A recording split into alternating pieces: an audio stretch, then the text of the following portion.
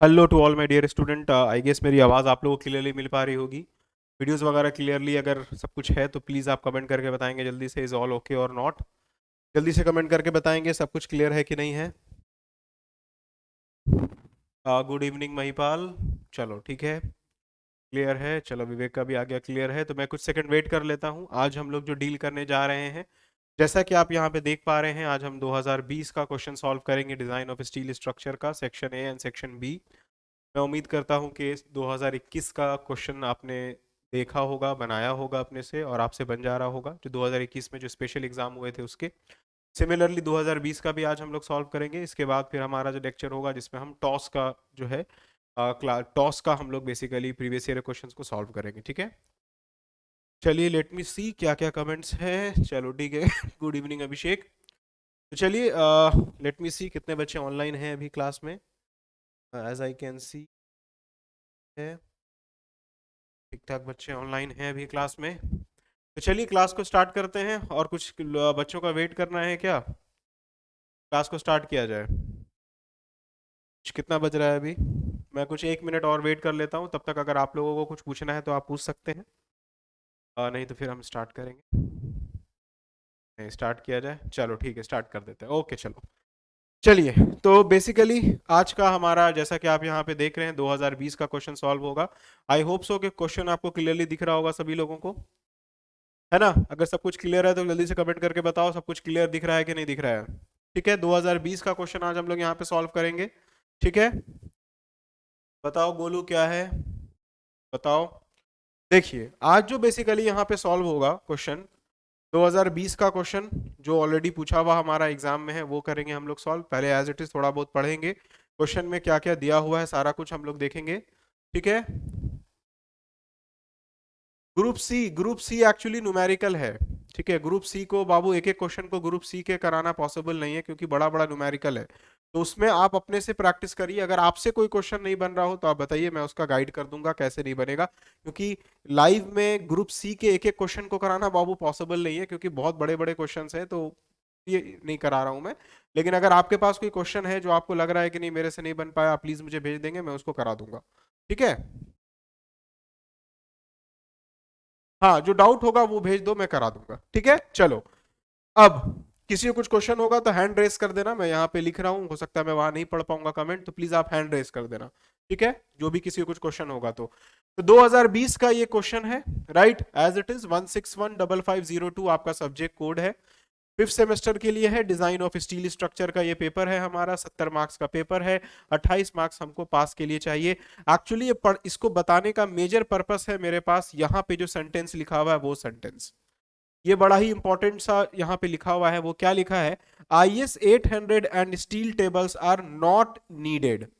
IS 800 and steel tables are not needed. और उसके नीचे लिखा हुआ data is available in question paper. Data is available in question paper, जैसा कि मैंने 2021 के क्वेश्चन में भी देखा था, यही सेंटेंस लिखा हुआ था। और 2020 का भी क्वेश्चन हम देख रहे हैं तो यही सेम सेंटेंस लिखा हुआ है कि IS 800 और steel tables are not needed. आपको जो भी डेटा चाहिए वो क्वेश्चन में दिया हुआ है, राइट। तो मैं फिर से वही चीज कहूंगा, अगर इस टाइप का कुछ लिखा हुआ मिलेगा क्वेश्चन में तो चांस कम ही है कि आपको अलाउ किया जाएगा एग्जाम में स्टील टेबल या IS कोड ले जाना। बट फिर भी आप अपने कॉपी अपने इसमें लेकर जाएंगे, बैग में आप लेकर जाएंगे, इस उम्मीद में लेके जाएंगे कि अगर बाय चांस कोई डेटा क्वेश्चन में नहीं होता है, मिस होता है या नहीं दिया जाता है, तब आप वहां पे आप ये क्लेम कर सकते हैं कि सर हमारे पास डेटा नहीं है क्वेश्चन में, और तब आप हमको अलाउ करा दीजिए, राइट। तब उस कंडीशन पे अलाउ हो सकता है, लेकिन वो भी सब डिपेंड करेगा जिस जहां आपका सेंटर पड़ा है, जो जहां भी आप एग्जामिनर जो वहां पे होंगे, कंट्रोलर जो होंगे एग्जामिनेशन के, सब उन पे डिपेंड करेगा। तो आप वहां पे बहस नहीं कर सकते हैं कि सर हमको अलाउ कीजिए, हम तो कॉलेज में क्वेश्चन बनाते थे, घर पे क्वेश्चन बनाते थे स्टील टेबल को यूज करके, यहाँ पे क्यों नहीं अलाउ कर रहे हैं। रीजन क्या है? क्योंकि क्वेश्चन में ऑलरेडी मेंशन है ये चीज। अब बहुत सारे बच्चों का था सर जब हमको क्वेश्चन में जब एग्जाम में अलाउ ही नहीं है ले जाना तो प्रिंट आउट कराएंगे क्यों हम? प्रिंट आउट इसलिए कराना है बाबू, बिना IS कोड को पढ़े हुए क्वेश्चन बनाना मुश्किल है।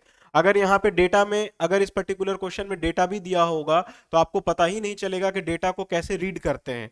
तो डेटा को रीड करने के लिए ही आपको स्टील टेबल का प्रिंट आउट लेना होता है, या स्टील टेबल परचेज करना होता है, आईएएस कोड का प्रिंट आउट लेना होता है, और आपको क्वेश्चन प्रैक्टिस करना होता है। इस वजह से आपको रखना होता है। और एग्जाम में डेटा दिया रहेगा, और अगर आप प्रैक्टिस में रहेंगे तो आपको मालूम होगा कौन सा डेटा कहां से लेना है, और हम क्वेश्चन को सॉल्व करेंगे। राइट, क्लियर है? मैं उम्मीद कर रहा हूं सब कुछ मैंने क्लियर कर दिया होगा सारे बच्चों को। चलिए अब आगे बढ़ते हैं। और बाकी सब कुछ आप जानते हैं क्या क्या लिखा हुआ है, कि ग्रुप ए में 20 क्वेश्चन है जो 1 मार्क्स के हैं, ऑल ये सब आप अपने से एक बार पढ़ लेंगे।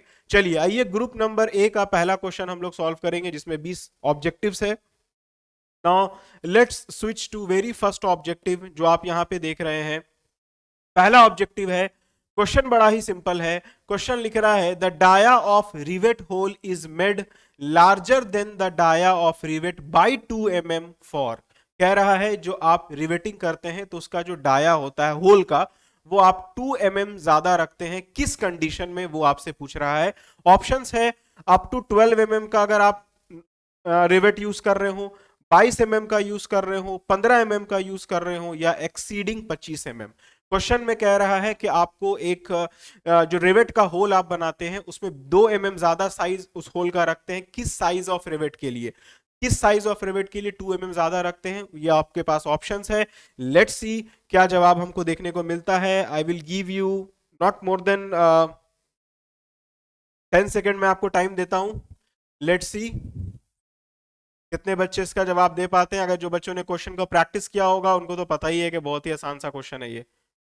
चलिए घंटी बजने से पहले मैं उम्मीद कर रहा हूं मुझे जवाब मिलेगा। क्या आंसर है भाई? Vivek D, Pankaj D, Mahipal D, Saurabh D, Roshan D. चलो भाई सही है। चलो भाई तुम शांत हो जाओ। तो देखिए इसका आंसर बड़ा ही सिंपल है, 25 mm, that is exceeding 25 mm। अगर 25 mm से कम साइज का होगा तो एज इट इज हम लोग क्या लेते हैं, 1.5 mm ऐड करते हैं, और अगर 25 mm से ज्यादा का होता है तो हम 2 mm ऐड करते हैं, जो बड़ा ही सिंपल सा है। मैं उम्मीद करता हूं कि आपसे बन जाएगा। Now switch to another question, now switch to another question, question number 2। ठीक है, अब देखिए क्वेश्चन नंबर 2 क्या कह रहा है। When it is desired to have flush surface, dash rivets are use. जब हमको फ्लश सरफेस चाहिए होता है तो कौन सा रिवेट हम यूज करते हैं, ये आपसे क्वेश्चन में पूछ रहा है कि when we will required flush surface, which type of rivets we are required, snap headed, pan headed, counter sunk, या नन ऑफ दीज। जल्दी से बताइए इसका आंसर क्या होगा।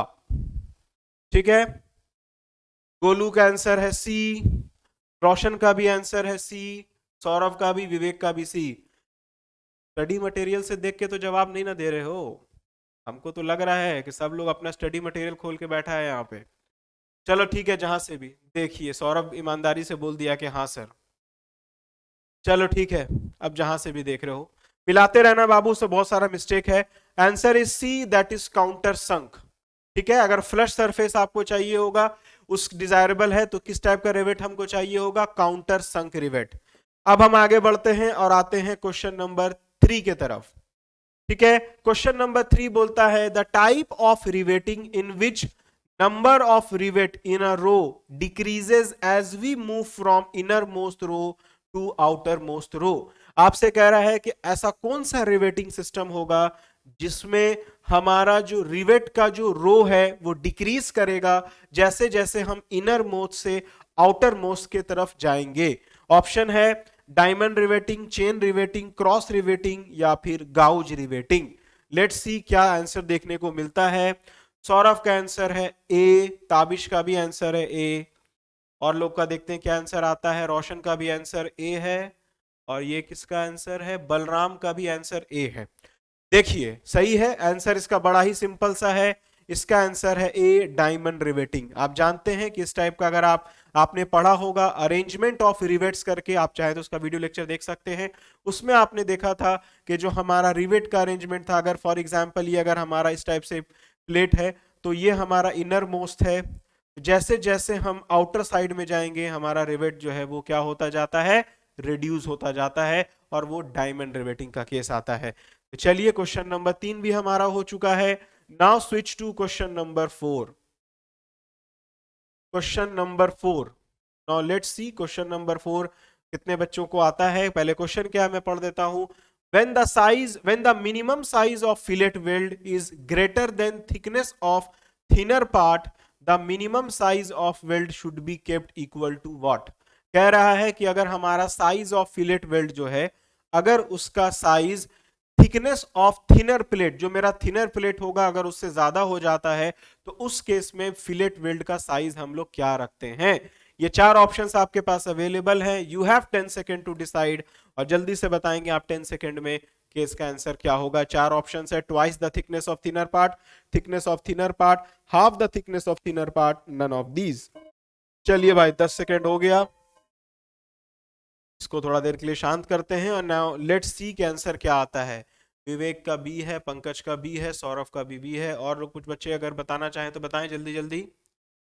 सौरभ का भी, गोलू का भी बी है। चलिए, तो इन शॉर्ट सही है आप लोगों का आंसर, बिल्कुल ही आंसर होगा थिकनेस ऑफ थिनर पार्ट। अगर हमारा साइज ऑफ वेल्ड का थिकनेस अगर थिनर पार्ट से ज्यादा, थिकनेस ऑफ थिनर मेंबर से ज्यादा हो जाएगा, तो हम लोग साइज ऑफ फिलेट वेल्ड जो है वो रखते हैं, it is correspondingly equal to thickness of thinner part.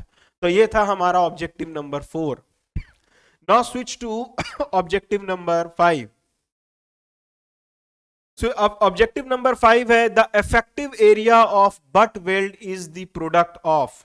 butt weld का जो effective area होता है वो किसका प्रोडक्ट होता है? It is product of what? Question mark.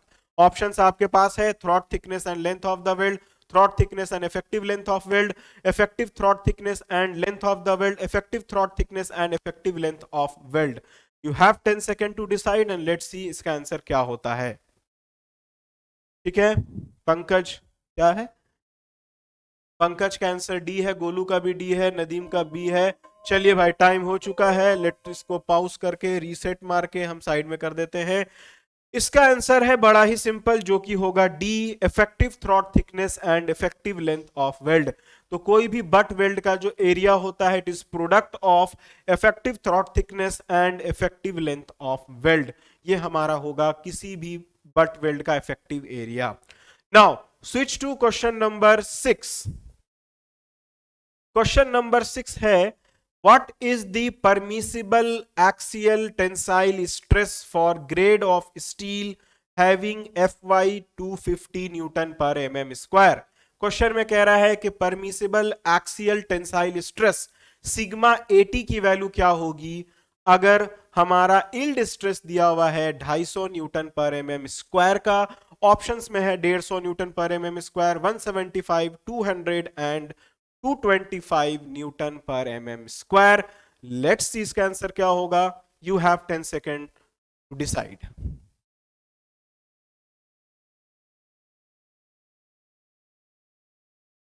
चलिए भाई, क्या आंसर आ रहा है सबका? चलिए इसको जरा रीसेट मार के हम साइड कर दें। तो क्या आंसर आया पहले मैं देख लेता हूं बच्चों का। गोलू 150, बलराम का भी ए, रोशन ए, नदीम ए, महिपाल ए, बिल्कुल ही सही है आपका answer. It will B 150 newton पर एमएम स्क्वायर, क्योंकि आप जानते हैं सिग्मा 80 होता है 0.6 इंटू एफ वाई। तो 0.6 इंटू एफ वाई के जगह पे आप 250 लिखेंगे। This value find out to be 150 mega pascal. Clear है चीज? Now switch to question number 7। ठीक है, क्वेश्चन नंबर 7 कहता है कि for field rivets the permissible stresses are reduced by. Field rivet के केस में जो मेरा परमिसिबल स्ट्रेस होता है वो कितना परसेंट से रिड्यूस होता है? 5, 10, 15 या 20? You have 10 second to decide. जल्दी से बताओ क्या होगा इसका आंसर, कितने परसेंट से रिड्यूस ये होता है? 4 second, 3, 2, 1 and times up. Now let's see क्या आंसर आया है।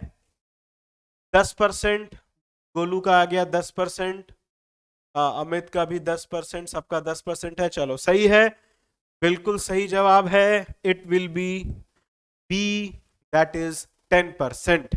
अगर आप कंफर्म होना चाहें तो आप रेफर कर सकते हैं table number 8.1, page number 95, IS 800 1984।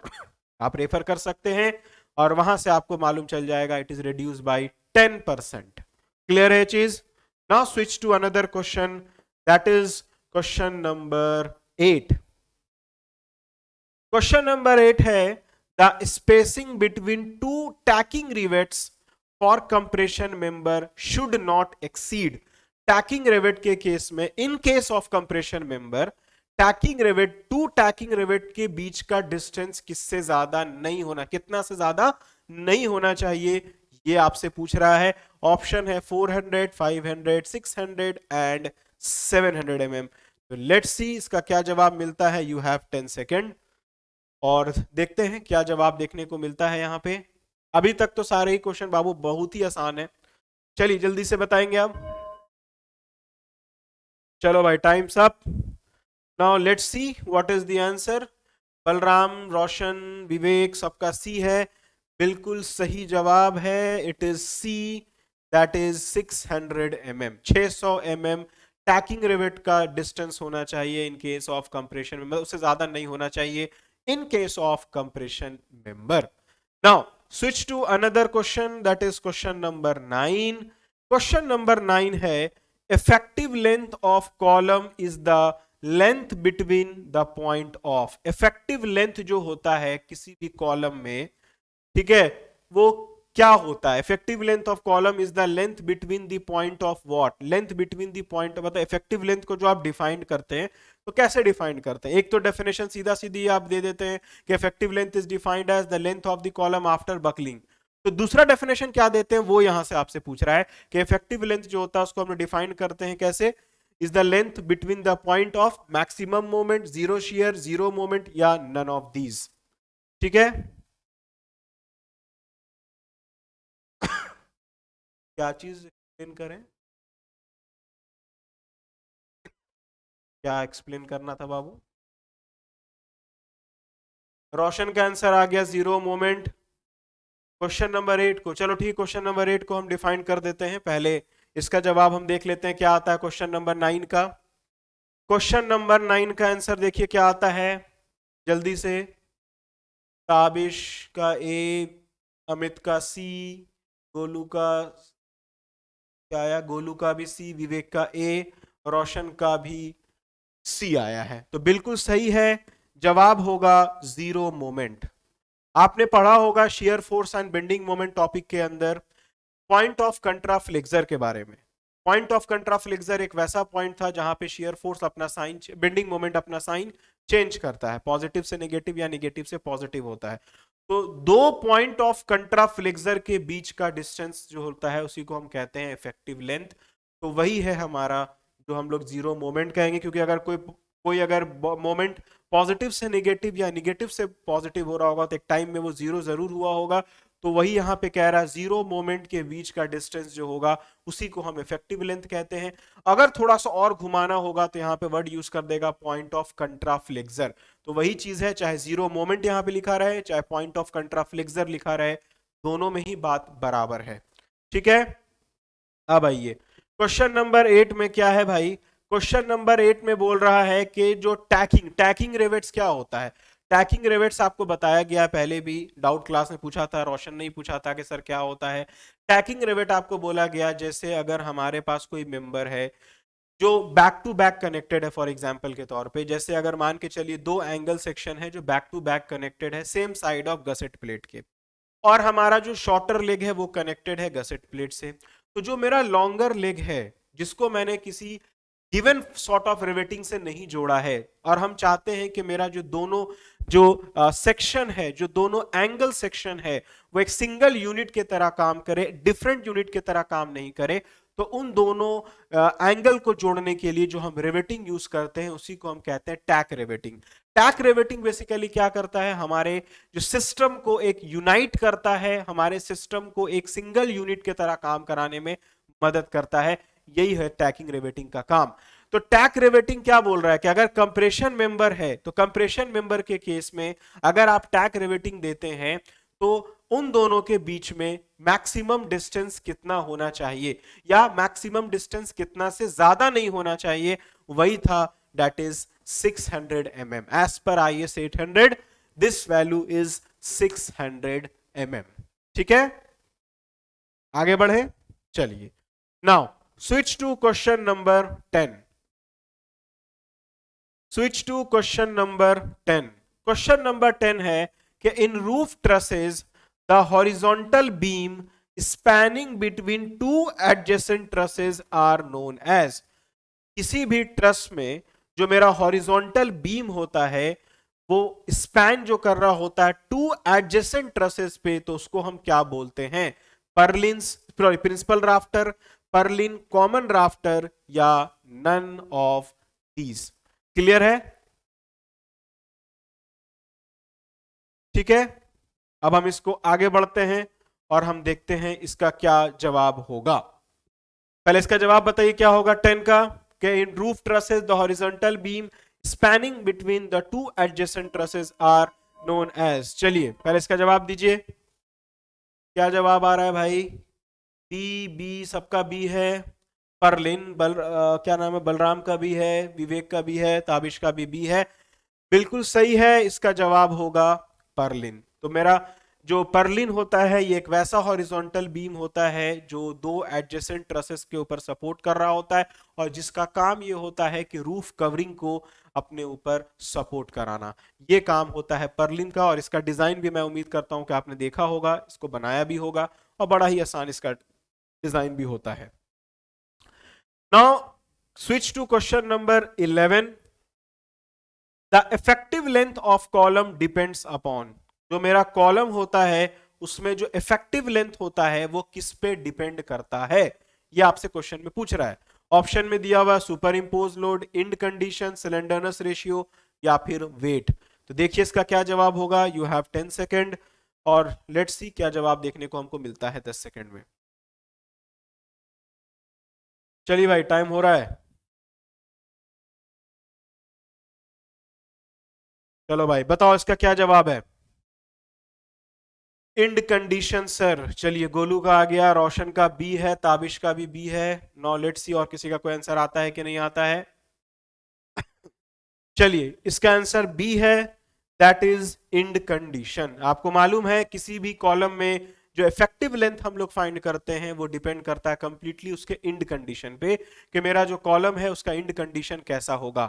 आप जानते हैं, आप पेज नंबर 41 में रेफर कर सकते हैं IS 800 1984 में। टेबल नंबर आई गेस 5.2 है, एग्जैक्टली मुझे ध्यान में भी नहीं है, बट टेबल नंबर शायद 5.2 ही है। पेज नंबर 41 में आप रेफर कर सकते हैं, जहां से आपको देखने को मिल जाएगा किसी कॉलम का इफेक्टिव लेंथ के बेसिस, इफेक्टिव लेंथ जो है उसके इंड कंडीशन पे डिपेंड करता है। तो 11 का आंसर है B, that is end conditions. Now switch to question number 12। Question number 12 है कि a small angle piece welded और bolted to a structural member as an alignment support is called. एक छोटा सा एंगल सेक्शन जिसको हम welded या फिर बोल्टेड भी कर देते हैं एक स्ट्रक्चरल मेंबर से, जिसको हम एज एन अलाइनमेंट सपोर्ट के तौर पे यूज करते हैं, उसको क्या बोलते हैं? क्लीट, रनर, डायफ्राग्राम या none of these. You have 10 second. Now let's see what is the answer of this. You have 10 second, time हो गया है। चलो भाई बताओ क्या इसका आंसर है। ताबिश का ए, बलराम का ए, गोलू का भी ए है, अमित का भी ए है। चलो सबका आंसर ए है, इसका मतलब आंसर ए ही है सही। It is क्लीट angle. और आपने पढ़ा भी है, कहाँ पढ़ा है आपने?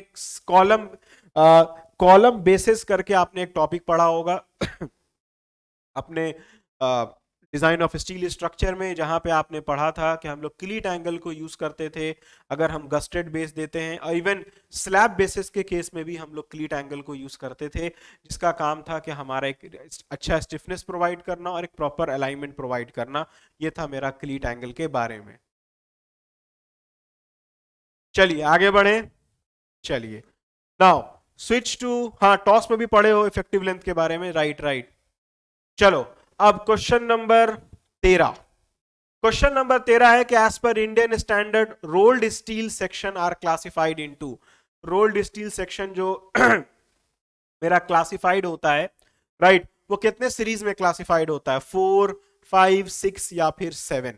तो चलिए 10 सेकेंड है और डिसाइड करके बताइए क्या होगा इसका आंसर।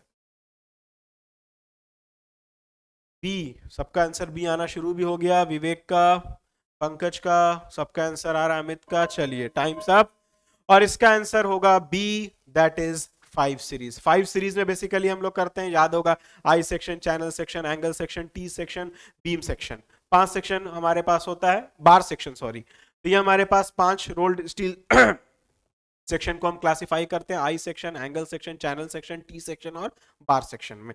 तो ये था हमारा 5 सीरीज जिसमें हम क्लासिफाई करते हैं as per Indian standard code. Now switch to question number 14 sorry. Question number 14, the rivet which are driven at atmospheric temperature are known as।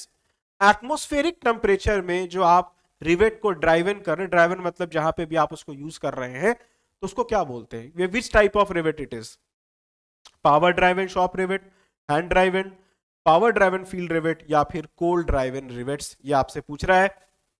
You have 10 second to decide and let's see इसका answer क्या देखने को मिलता है।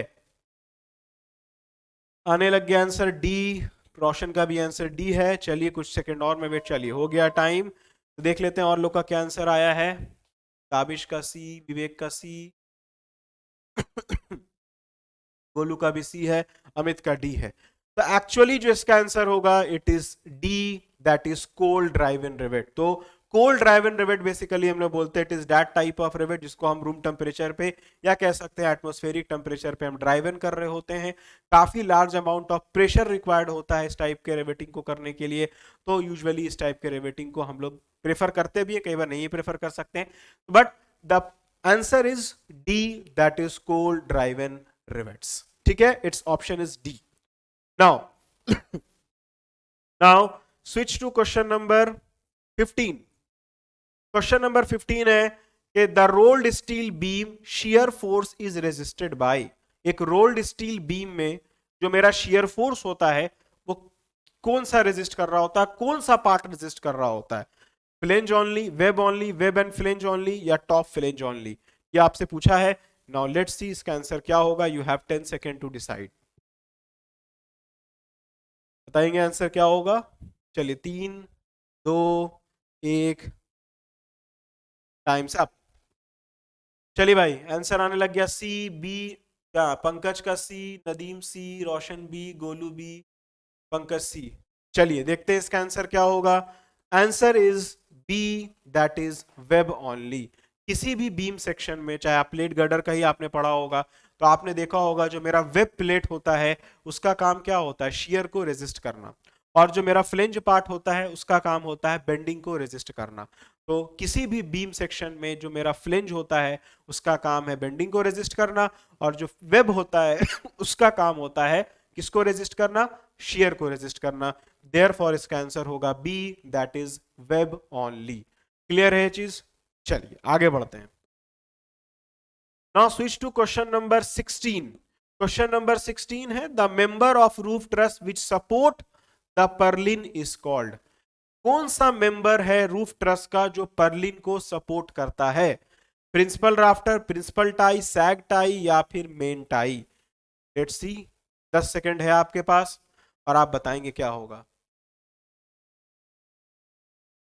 Web 85 तो बता तो रहे हैं बाबू, 85% तो रेजिस्ट कर ही रहा है, मैक्सिमम तो वही रेजिस्ट कर रहा है।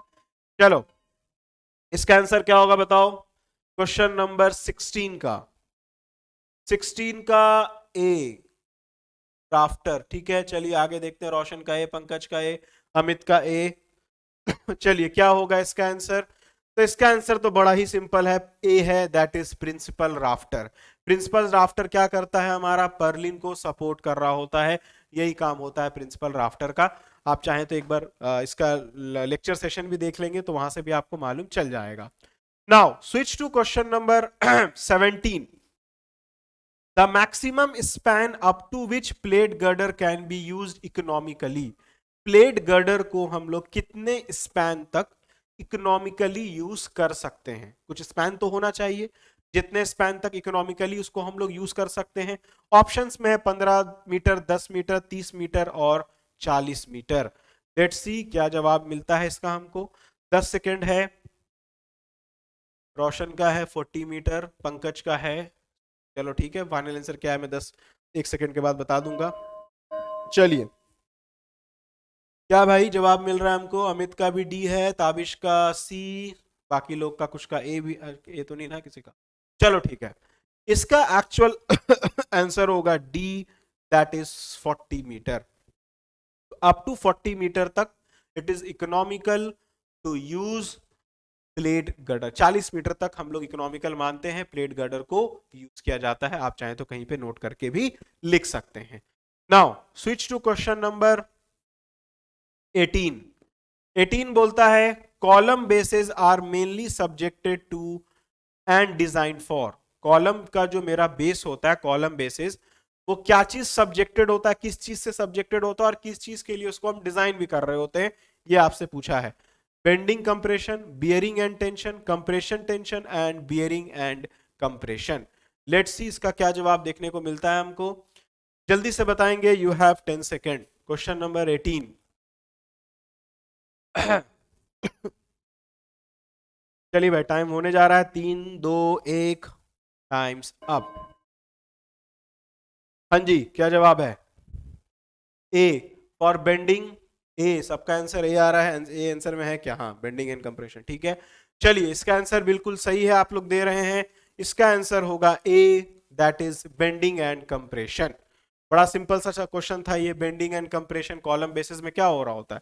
बेंडिंग का भी कंडीशन आता है और कंप्रेशन का भी कंडीशन आएगा। वो पेनिट्रेट भी कर रहा है और उसके वजह से वो आपका क्या होता है, बेंडिंग भी क्रिएट करा रहा है कॉलम में, तो उस वजह से हमारा आ रहा है। तो ये हमारा पहला आंसर होगा, that is bending and compression. Now switch to question number 19। Question number 19। The minimum length of lacing bar depends on. जो मेरा मिनिमम लेंथ होता है किसका? लेसिंग का, लेसिंग बार का। लेंथ की यहां बात कर रहा है, ध्यान से सुनिएगा, लेंथ की बात कर रहा है, विड्थ की, थिकनेस की बात नहीं कर रहा है, लेंथ की बात कर रहा है। तो minimum length of lacing bar depends on, किस पे डिपेंड कर रहा होता है? लेंथ ऑफ मेंबर पे, थिकनेस ऑफ लेसिंग बार पे, नॉमिनल डाया पे, या नन ऑफ दीज।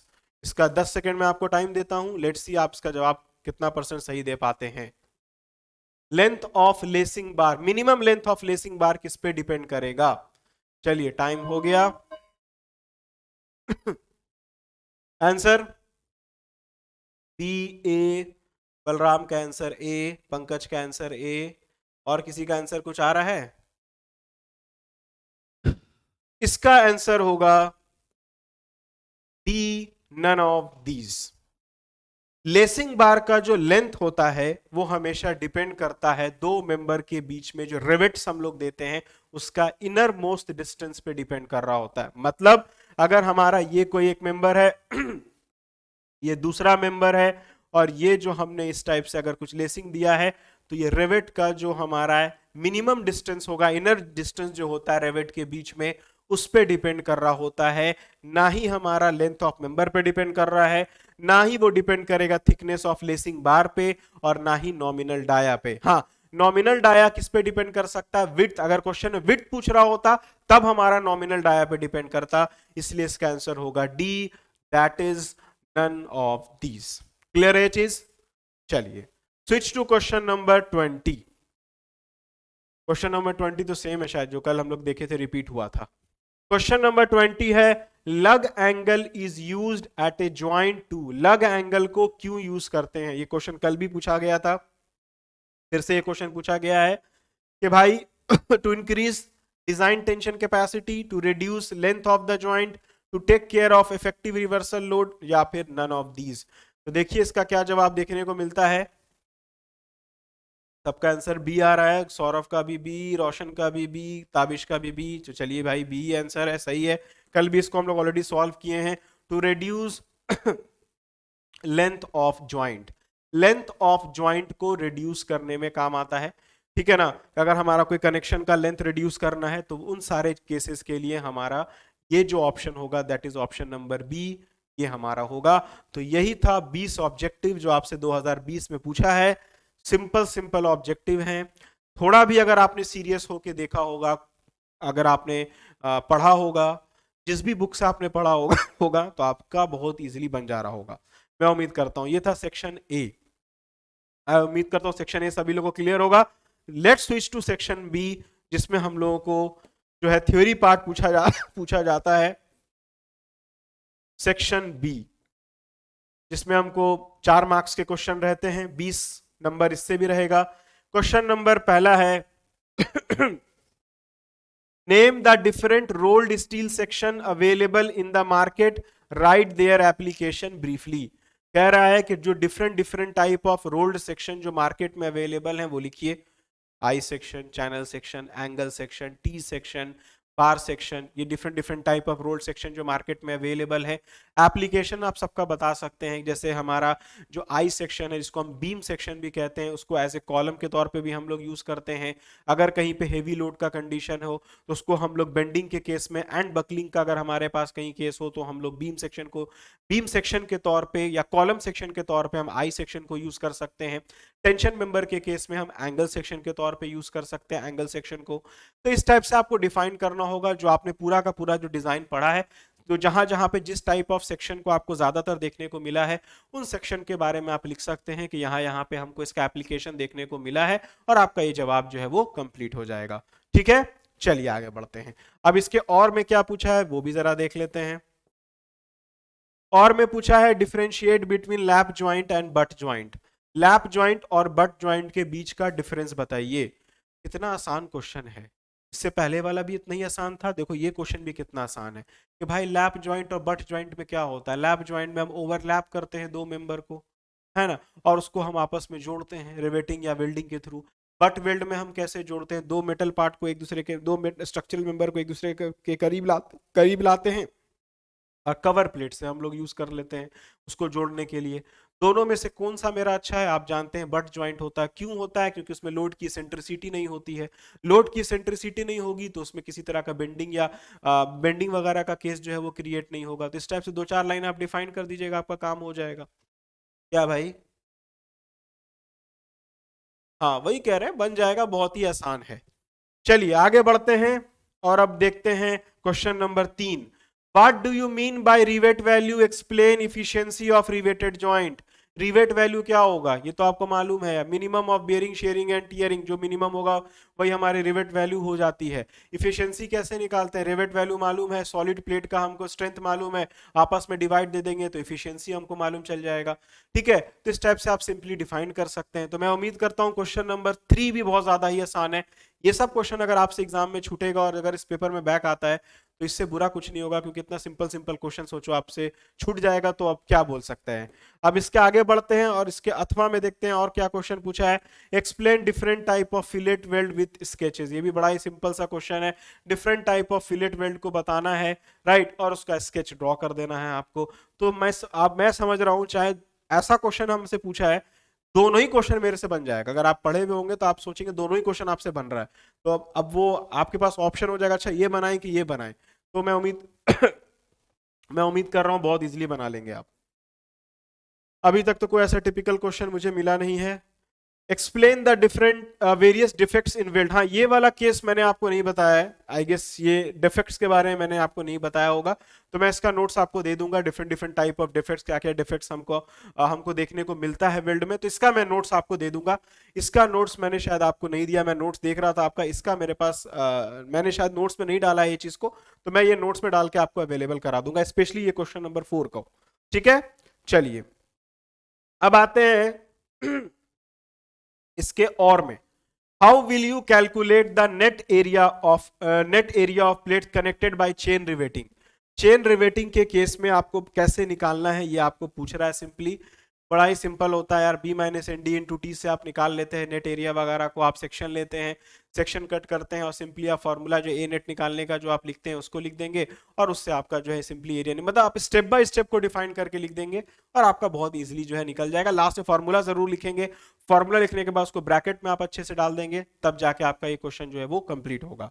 ठीक है, उसके बाद क्वेश्चन नंबर 5 में आते हैं। What do you mean by effective length of compression member. Compression member का इफेक्टिव लेंथ क्या होता है ये आपसे पूछ रहा है। सिंपली आप जानते हैं इफेक्टिव लेंथ, अभी आपने जस्ट देखा भी है, इसके ऊपर भी था, पूछा हुआ था। इफेक्टिव लेंथ को आप कैसे डिफाइन करते हैं, it is the length of the column after buckling, या फिर distance between two zero moment या पॉइंट ऑफ कंट्रा फ्लेक्चर, वो मेरा इफेक्टिव लेंथ होता है।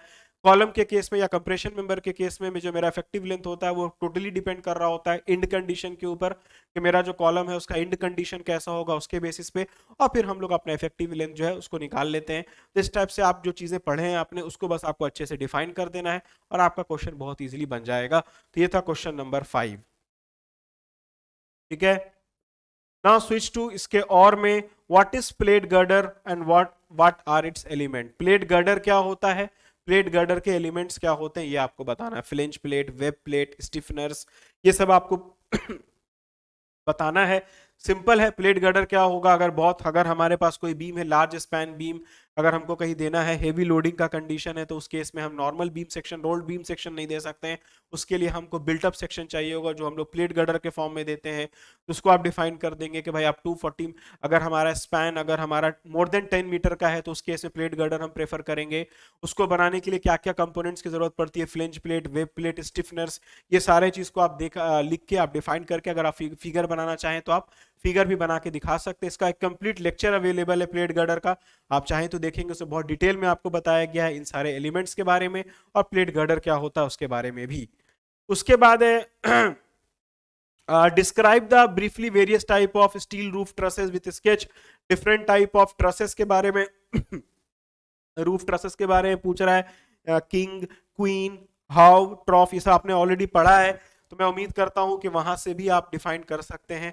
और अगर आपको उसके बाद स्केचेस के साथ पूछ रहा है तो एक एक type of steel roof trusses का हम लोगों ने फिगर के साथ पढ़ा है, तो अब मैं उम्मीद करूंगा कि एक एक फिगर के साथ आप डिफाइंड कर सकेंगे। सारा का सारा आप वीडियो लेक्चर में आप देखेंगे, सारा का सारा अवेलेबल है। क्वेश्चन नंबर 6, अगर इसके और में आएंगे, राइट अ नोट्स ऑन लग एंगल। लग एंगल पे भी मैंने आपको बता रखा है, कंप्लीट नोट्स प्रोवाइड कर रखा है। लग एंगल क्या होता है, लग एंगल को कैसे हम लोग यूज करते हैं एंड ऑल, तो आप बहुत इजीली आप चाहें तो इसको डिफाइन कर सकते हैं। और इसी के साथ हमारा जो सेक्शन बी है वो कंप्लीट हो चुका है 2020 का। मैं तो ऐसा सोच रहा हूं पर्सनली कि अगर आप देखोगे तो 20 नंबर का ऑब्जेक्टिव, और ये कितने नंबर का था, ये कितने नंबर का था, 5 आंसर देना था क्या, हाँ 5 ही था शायद ना। ये है 20 नंबर का, 20 नंबर वहां और 20 नंबर यहां। अब आप ये सोचो, आप ये सोचो सिर्फ 20 नंबर का ऑब्जेक्टिव, मैं समझता हूं कि 20 में 20 आपका सही हो जाएगा। अगर आप पढ़ के गए होगे ना थोड़ा सा भी, तो 20 में 20, 20 में 20 भी नहीं सही होगा तो मैं मानता हूं कि 18 तो आप सही करके आओगे कहीं नहीं रखा है 18, और ये भी 20 मार्क्स का है। इसमें अभी जितना भी क्वेश्चन आया था मैं उम्मीद करता हूं कि 20 में 15 से कम तो नहीं आएगा, 15 से कम तो मैं मान ही नहीं सकता हूं कि आपको आएगा।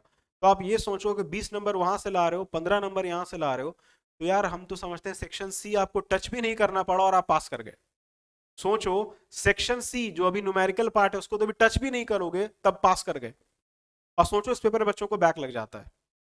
तो क्यों बैक लग रहा है, अब मैं उम्मीद करता हूं कि आपको रियलाइज हो रहा होगा, बच्चे पढ़ के नहीं जाते हैं, उनको पता नहीं होता कॉन्सेप्ट क्या है, उनको पता नहीं होता है कि क्वेश्चन को बनाना कैसे है, या वो पढ़ के जा रहे होते तो वो कंफ्यूज हो जाते हैं क्या पढ़ के जा रहे हैं वो।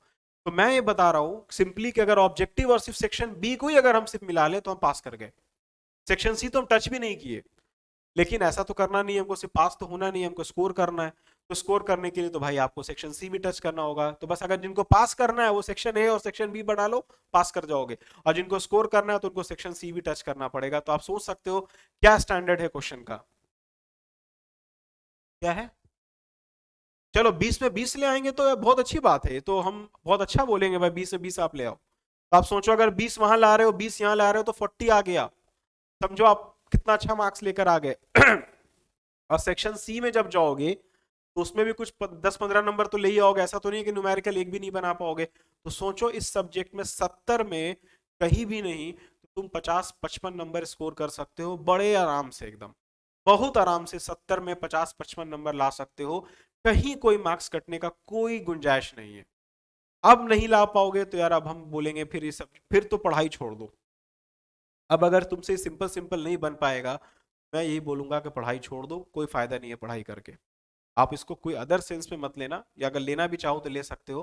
मैं बहुत सीरियस नोट पे कह रहा हूँ, अगर इस सब क्वेश्चन के 2021 का भी क्वेश्चन हमने सॉल्व किया था, देखा होगा 2021 के क्वेश्चन में भी कितने कितने सिंपल सिंपल क्वेश्चन पूछे गए थे। तो इन शॉर्ट ये कहना है मेरा आपसे कि आप पढ़े तो ध्यान से पढ़े, क्वेश्चंस को प्रैक्टिस करें और आपका बहुत इजीली बन जाएगा। तो इन शॉर्ट 2021 और 2020 का क्वेश्चन हम लोगों ने सॉल्व कर लिया है डीएसएस का। अब हमारा जो अगला लाइव सेशन होगा वो होगा टॉस का, that is theory of structure का, 2021 का स्पेशल एग्जाम का और 2020 का स्पेशल एग्जाम का। तो नेक्स्ट लाइव सेशन हमारा टॉस का होगा, तो बी प्रिपेयर। टॉस में भी हम लोग इसी तरीके से डिटेल में क्वेश्चन को सॉल्व करेंगे, जो क्वेश्चन आपने जैसे यहां पे सॉल्व किया है सेम वैसे ही सॉल्व करेंगे। जब टॉस का 2 साल का क्वेश्चन हमारा प्रैक्टिस हो जाएगा तो फिर से हम डीएसएस का सॉल्व करेंगे, क्वेश्चन 2019 का और 2018 का, ठीक है। और इसी वीक में मैं उम्मीद कर रहा हूं कि आपका हाईवे और इरिगेशन का भी आपका जो है वो क्लासेस स्टार्ट हो जाएगा प्रीवियस ईयर का। इसी वीक में मैं उम्मीद कर रहा हूं, नहीं इस वीक में तो खैर अब तो खत्म ही हो गया ये वीक, नेक्स्ट वीक में आपका हाईवे और इरिगेशन का भी होगा, ठीक है।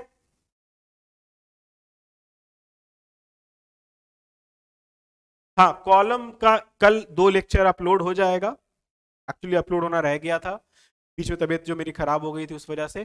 कल मॉर्निंग में फर्स्ट हाफ में ही आपका दोनों लेक्चर अपलोड हो जाएगा और आपका फाइनली वो पैकअप हो जाएगा। 2 लेक्चर बचा हुआ है उसमें, मुझे ध्यान में है 2 लेक्चर बचा हुआ है कॉलम में, बाकी सारा कंप्लीट हो चुका है। एक बचा हुआ है हमारा आई गेस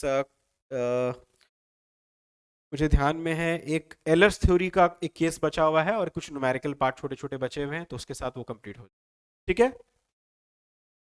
तो किसी को कुछ पूछना हो तो पूछ सकता है, क्योंकि अब क्लास को हम ओवर करेंगे। और एक चीज मैं क्लियर कर दूं बच्चों को, देखो क्या होता है, बहुत इंपॉर्टेंट मैसेज देना चाह रहा हूं बच्चों को। मैसेज सीधा सीधा सा ये है, कई बार क्या होता है जब आप ऑब्जेक्टिव यहाँ पे सॉल्व करते हो और आप डायरेक्टली गूगल करते हो, आप गूगल किए, आपको एक गूगल में एक आंसर मिला और आप बोलते हो कि वो आंसर मेरा सही है, आपकी गलती नहीं है। गूगल के ऊपर 100% रिलायबल होना ये सही नहीं है। बहुत से बच्चे क्या है, जस्ट क्वेश्चन को टाइप करते हैं, जैसे यहाँ पे कोई मान के चलो क्वेश्चन है इस टाइप से, क्या क्वेश्चन है, जैसे ये लग angle is used at a joint. बच्चे क्या करते हैं, गूगल में लिखते हैं कि लग angle is used at a joint dash, Google में एक आंसर मिलता है, बच्चे उसको टिक मार देते हैं। जिस वेबसाइट से आपने आंसर को लिया है, क्या वो कोई ऑथेंटिक वेबसाइट है? नहीं पता। किसी ऑथेंटिक बुक का वो आंसर है? नहीं पता। आप जस्ट गूगल में आंसर देखते हो, आपको दिखा अच्छा ये आंसर है, आप आंसर बता, ऐसा नहीं करिएगा। बहुत सा जो आपको आंसर मिलता है गूगल में, they are wrong, totally wrong. बहुत से क्वेश्चन ऐसे हैं जो आपको मैं प्रूव कर सकता हूं कि वो रॉन्ग दिया हुआ है, लेकिन जब आप स्टैंडर्ड बुक पढ़ते हैं तब आपको मालूम चलता है कि नहीं, असल आंसर ये था, वहां पे वो आंसर गलत दिया हुआ था। क्योंकि गूगल में जिस वेबसाइट से आप आंसर बता रहे हैं, वो वेबसाइट कितना % रिलायबल है आपको नहीं पता है, कितना % रिलायबल है आपको नहीं पता है। जैसे कल एक क्वेश्चन था कि हमारा जो जंक्शन होता है फ्लेंज और वेब के बीच में, उसको हम क्या बोलते हैं, शियर ज्वाइंट, फिलेट ज्वाइंट, इस करके आई गेस इसी टाइप क्वेश्चन था। जवाब होगा शियर ज्वाइंट। बहुत सिंपल, आप कोई भी स्टैंडर्ड बुक देखेंगे जवाब मिलेगा शियर ज्वाइंट। उसका प्रूफ भी आपने स्ट्रेंथ ऑफ मटेरियल में भी पढ़ा है। गूगल आप करेंगे तो उसमें मिलेगा फिलेट ज्वाइंट। इसका कोई एक्सप्लेनेशन नहीं है क्यों फिलेट ज्वाइंट है, कोई एक्सप्लेनेशन नहीं, बस फिलेट है। ये मिस्टेक नहीं करिए, मैक्सिमम बच्चों का मैंने देखा है ये मिस्टेक होते हुए। कल किसी बच्चे का मेरे पास आया कि सर गाउज डिस्टेंस नहीं होगा, एज डिस्टेंस होगा, जो हम लोग परपेंडिकुलर टू फोर्स लेते हैं तो एज डिस्टेंस बोलते हैं, गाउज डिस्टेंस नहीं बोलते। फिर मैंने भेजा उस बच्चे को कि देखो उसको गाउज डिस्टेंस बोलते हैं। वो बच्चा गूगल से कहीं से देखा और हमसे क्वेश्चन किया कि सर वो गाउस डिस्टेंस होगा। बच्चे की गलती नहीं है, इसलिए मैं बोलता हूं always try to study from some standard books. कोई स्टैंडर्ड बुक सिर्फ, जैसे अभी अगर आप मेरे साथ देखेंगे, मेरे पास 1-2 बुक नहीं है बाबू, आपको लगता होगा कि मैं 1-2 बुक से पढ़ा रहा हूं, ऐसा नहीं है। देखो ये एक मेरे पास एक बुक है, इस बुक का नाम है design of steel structure bye BC Punmia, ये एक मेरे पास बुक है। दूसरी बुक मेरे पास यहां पे है, इस बुक है design of steel structure by SK Duggal. एक और बुक है मेरे पास, ये भी बुक बहुत अच्छी है, steel structure by AK Upadhyay, एके उपाध्याय, ये भी बुक है मेरे पास, ठीक है। और अभी और बुक है जो यहां पे नहीं अवेलेबल है, कहीं और रखी हुई वो बुक्स है, ठीक है, ठीक है। तो इन शॉर्ट ये कहने का मतलब है कि एज ए टीचर हम लोग बहुत सारे बुक्स को रेफर करते हैं। कोई एक आप लोग क्या करते हैं, कौन सा ऋतु वेनस फाउंडेशन पब्लिकेशन का बुक को उठाते हैं, उनका आंसर रिलायबल मान लेते हैं। नहीं, तीन बुक तो मैंने आपको अभी दिखा दी, 2 बुक और है, एल एस नेगी की भी बुक है मेरे पास, ठीक है, सुब्रमण्यम की भी बुक है मेरे पास। तो बहुत सारी बुक का कलेक्शन, एक्चुअली मुझे बुक का कलेक्शन रखने का बहुत हैबिट है और मुझे बहुत अच्छा लगता है। एक्चुअली नॉवेल वॉल पढ़ने से अच्छा लगता है कि मैं अपने मतलब कोर्स की बुक को पढूं।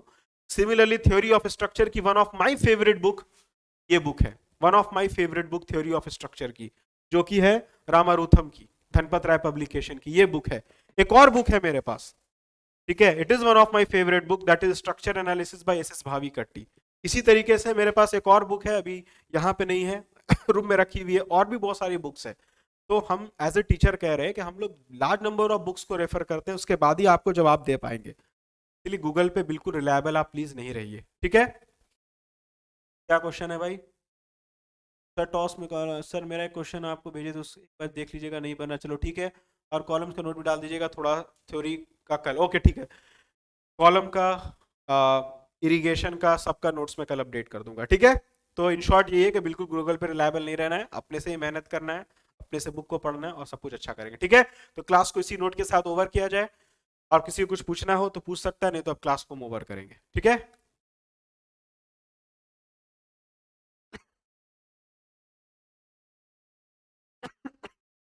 क्या एस्टिमेटिंग का न्यूमेरिकल क्या है बाबू? क्या एस्टिमेटिंग का न्यूमेरिकल? एस्टिमेटिंग का न्यूमेरिकल नहीं बन रहा है तो आप बोलिए, सर का लाइव क्लास देंगे, आप तो कुछ बताए नहीं सर का लाइव क्लास के बारे में। बैक आप हमसे लाइव के बाद आप बात कर लीजिएगा, मैं इस पे बात कर लूंगा, ठीक है। तो चलिए अभी क्लास को ओवर किया जाए। Thank you so much for watching this video, stay tune on Desi Masters and hope to see you again. Thank you so much. और मकर संक्रांति की आप सभी लोगों को हार्दिक क्या बधाइयाँ, ठीक है। और स्टे हैप्पी और स्टे सेफ, सबसे इंपॉर्टेंट है, घर पे रहिए, केसेस काफ़ी तेज़ी से बढ़ रहा है, और दही चूड़ा खाइए, ठीक है, एंजॉय कीजिए, ठीक है। Good night to all, thank you so much, Tata.